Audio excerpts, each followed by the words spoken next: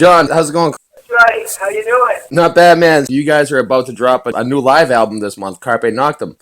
How you guys feeling about that? We feel really good about it. It's a great sounding record, awesome production. We think that we've captured Armored Saint in its most comfortable world, and that is live.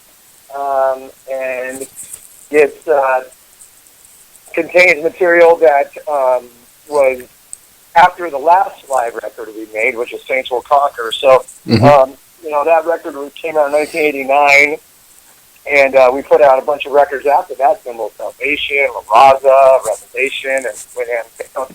So we put a lot of material from those records, and we're proud of our latest live record. We think it sounds really good.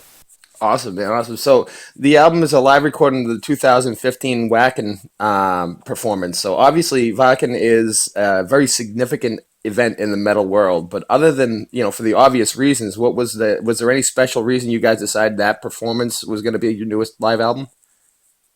Well, it's also from a show that we did in the city of Aschaffenburg, which was a club show. So there's two performances actually.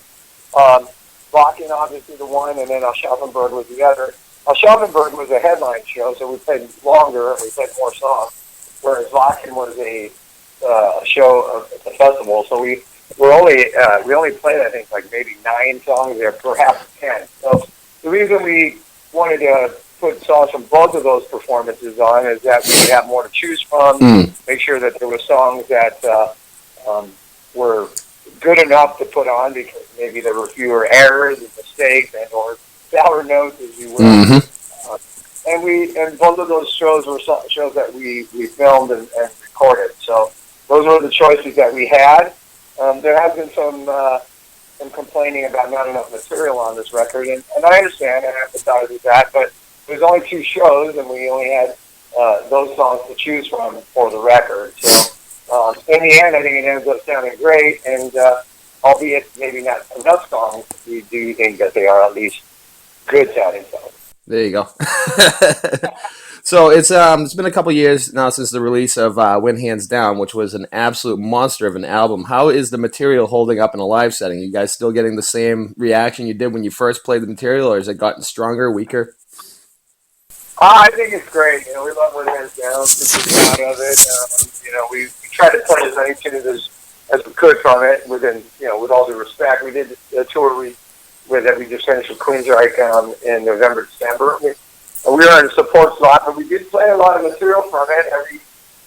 We played all the songs from side 1. We included In an Instant, which is a pretty long, epic song from side 2. So really, there's only a couple of songs that we didn't play live yet.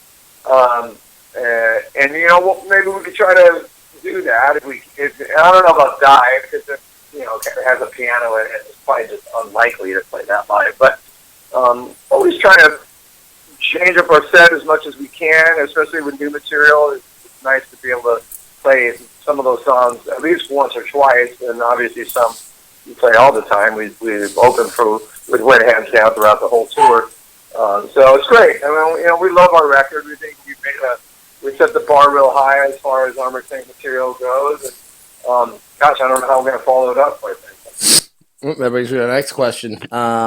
You guys like to take a lot of time between albums and really, write good material, and it definitely shows. And, maybe it's a little bit early, but, I'm just wondering, is there any work being done on new material? Any process regarding another album?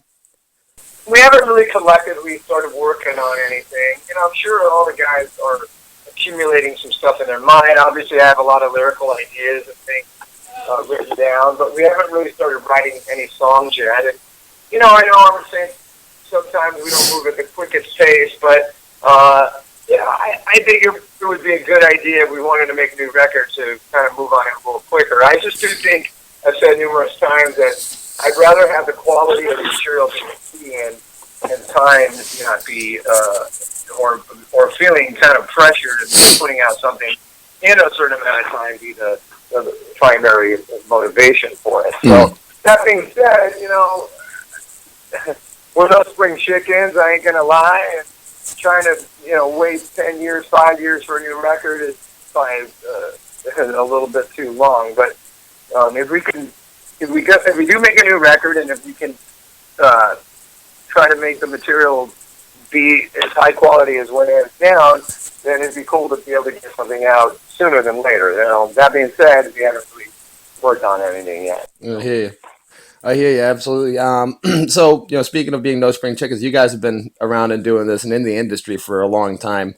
Armored Saint has managed to survive a lot of changes in the music business from inception to present day. So how is it as far as like money and everything like that? Like how important is the profits that the band makes? How much do you have to keep that in mind? Surviving and everything through album sales and touring and merch sales and everything. Well, we've never really made a lot of money throughout the history of the band. I wish we did sometimes, obviously, because that's everybody's objective to do things your way and also to earn a living. But the reality is that we never really had. Even from the very beginning, we've always been just able to make ends meet. So I think that that's the boat we've been in, and that's the boat we're in. And that being said, it's great to still be able to make records and to do some shows and be able to be a functioning group 30 years in. So, when we started out, we were wet behind the ears, 20-year-old kid. We thought we were taking the world by storm, and then you have a couple things that happen to your career, and it humbles you, and then you kind of get a new perspective on things. So, we've been humbled a lot in our life, and which is fine. It kind of builds character, and here we are now. So I think that we're actually quite closer as a group than we ever were, quite honestly. And I think we're more just on the level with each other, and we deal with things as is. And that being said, we just kind of trudge on, and we know that we just want to make great music and have some killer performances and kind of demonstrate that we're a pretty unique group, and it's all the same guys in Armored Saint that pretty much have been here throughout the whole time in the band, with the exception of Dave. And we use that as our catalyst to kind of go on. We're not sitting here going, okay, if we make another record, we can get X amount of money, and maybe you can get a boat, and I'll get a new house. That's just not the way. That's not the way it works. I wish it did. Maybe I'll get a nice jacket or something, or maybe I don't know, get a nice pair of pants or something. I don't know, whatever. I buy a lot of pants. I buy a lot of my clothes at vintage shops that cost like $20. But in any case, I think that the real reason behind what we do now is to make high quality music. At least in our opinion, of that's what it is, and to have a lot of fun. Can really emphasize the amount of fun and enjoying this more than. That's one of the main things behind it, quite frankly. So, do we want to earn some money? Of course, who doesn't? So, but like I said, this isn't something that is enabling me to go and buy a new beach house, in Laguna Beach or something. That's not the reality of it. Absolutely, man. You mentioned that it's been pretty much the same lineup since you guys first started, and I mean that's crazy. I mean, you've seen so many bands go through so many lineup changes throughout the year. What do you think the secret is to keeping close and tight and friendly with a band that you're with for so much time over the years? Well, I think it's just a lot of loyalty to Armored Saint. The friendship that we have goes back to when we were kids, and even Jeff, who I guess is the new guy. I've known him since 1982. We all have 83. We did an Odin and Armored Saint as a troubadour back in the day. So, that's a 3-decade relationship there. And Armored Saint just has this kind of crazy loyalty to one another, and for better or worse. I think it's like I've said lately, that I think it's kind of everyone has an emotional investment in this, and that's the beauty of it. And that's not to say that we don't butt heads. Sometimes don't disagree. We're human. Being in a band is like being married to 4 other guys.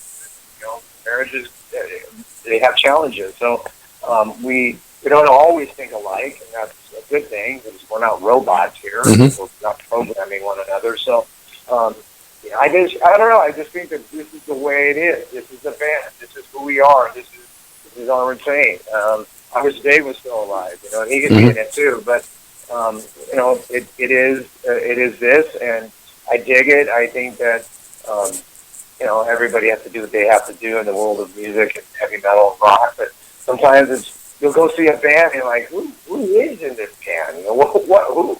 I don't know any of these guys. So I don't think that's the case ever with Armored Saint. You know that when you go, it's going to be who it is. It's these guys. I love that. I think that's a real cool, beautiful thing. Yeah, man, absolutely. So let's talk about the current political climate. How does that affect you as a musician? All the turmoil in the world currently, does it make it more difficult for you guys to tour? It hasn't affected us at all at this point. We had a little bit of internal differences that we ironed out, and I have certainly a lot of opinions, but I kind of feel like my opinions aren't something that I should express in a soapbox kind of way. And I've always been somebody when it comes to writing lyrics and stuff. Is I try to write things in kind of a I just try to have people read between the lines about what I'm trying to say. So I don't like to put everything out there in black and white. I try to make it where you have to kind of figure out what I'm trying to say. Some songs are a little bit more specific than others when it comes to lyrics. Obviously, I'm a big advocate of the environment simply because I have kids and I want to take care of the planet and hand off a planet that I think is better than what I was the recipient of getting. And it's just an important thing to me. But, I'm not going to be somebody who says this is wrong and that is right and through my music. It's not, that's not the band that we are. We've never been a big political group in terms of being very specific about what we say. And I think we should remain that way. But everybody's entitled to how they feel, and not even within the band we all agree. But I don't think we use this as a way to kind of get our agenda across. I don't know. That's just not the way I want to do it. I certainly don't want to kind of alienate any particular possible fan because of the political belief. If you're Ted Nugent and you want to do that, hey, power to you. Jay-Z, you want to do that, hey, power to you again. But I don't want to do that. That's not my goal. We probably have fans who are on both sides of the political fence, and that's okay. So I don't know. Yeah, nothing's affected us as far as a band and playing and touring and anything like that with the new presidency and a new administration. I doubt it will. All right, that's good. That's good. So Armored Saint, you guys have always just released excellent metal albums without compromising on quality, and that's one of the reasons why metalheads around the world have always had a special place in their heart for Armored Saint. When you look back through your career, through the whole discography, how do you reflect upon what you've accomplished? Well, I think that we've we're a band that's been around for 35 years or so, and a lot of the music business and a lot of the things that we've gone through have changed and evolved, and I like to evolve with it. I'm one of these people that just because our foundation is based on the early 80s in LA and a certain sound, that doesn't mean we have to stay limited to that. I think that When Hands Down sounds like classic Armored Saint, but it also sounds like a record that came out in 2017. I don't want to stay confined to 1984 to 1987. That's not my life. I'm a human being who constantly is growing and evolving, and I think the music should demonstrate that. So I think it's really important. But you also want to stay true to the roots of what you did and how you started, and what the style of the band is. And I think we've done that. So that's the tough road to navigate. There is to stay true to what the origins of the group are, but show growth and progress. And I think we've done that incredibly well. I don't know if we've ever made a flawless record. I probably don't think we have, in all honesty. I think some songs that we've written are certainly better than others, but as a fan, if you're a fan of Arm and Saint, you can like whatever you want. Certain people, I've had people at shows recently yell at a song, and I'm like, "What? That song is terrible!" But I didn't actually say that. I thought that.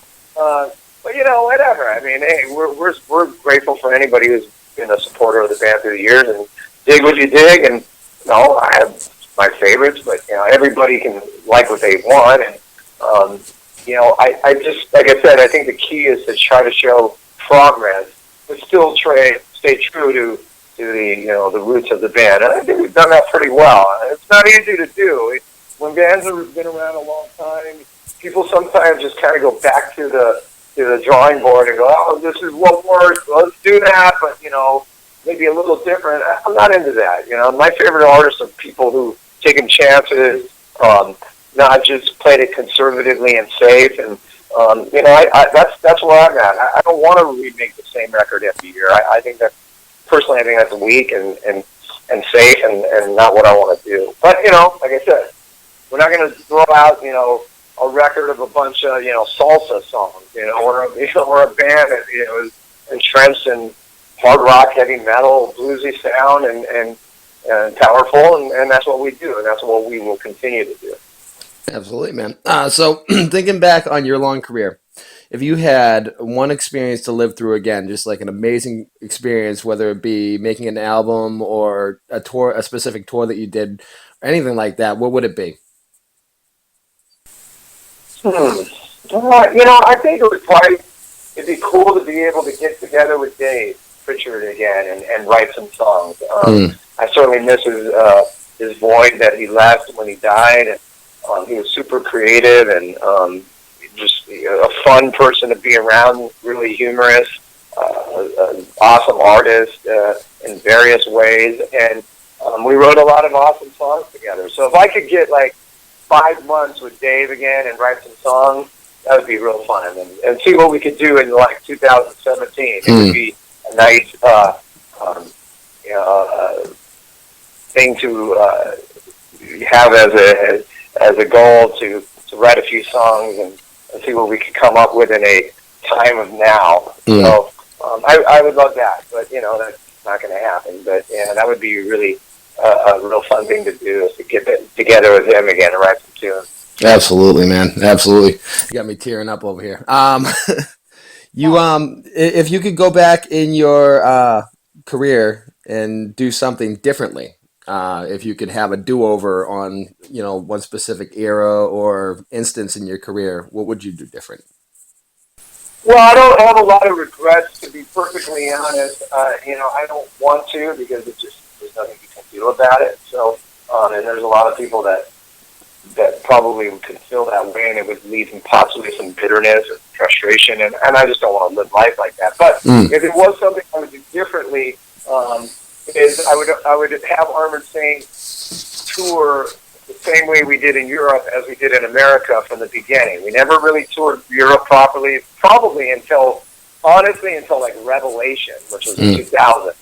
We never went there and did 4-week tour like we did in the States, on March of the Saint, Delirious Nomad, Raising Fear, none of those records. And we were a band that had just as big of a buzz in the beginning in Europe as we did in America, perhaps even bigger. So for us not to do that properly, most of that was decisions that were out of our hands, and were quite frustrating back in the day. I would do that differently. I would always have gone to Europe just like we did in the States, and did a 4-week run all through Europe and March the Saint. So there's Nomad, Raising Fear, and then I think our career probably would have been very different. That's not to say that we would have blown up in Europe and been some huge band, but we would have at least taken advantage of the popularity that we developed in the very beginning and done it right and played places that people had to wait a long time to see us. And that's something that I never sat well with me, and it was, I think, a mistake and frustrating. But again, I can't do it differently. If it was a do-over, and we could get in the time machine and go do it, that would be awesome. And I would do that. But, like I said, it's not something that's keeping me awake at night. I just think it was a mistake, and it was unfortunate. Absolutely, man. Well, thank you so much for taking the time to speak with us today. And I really appreciate everything that you've done throughout your career, and I hope for you to keep doing it and keep doing it successfully. Well, thank you for all the support. Really appreciate it. And, see you out there somewhere on the road.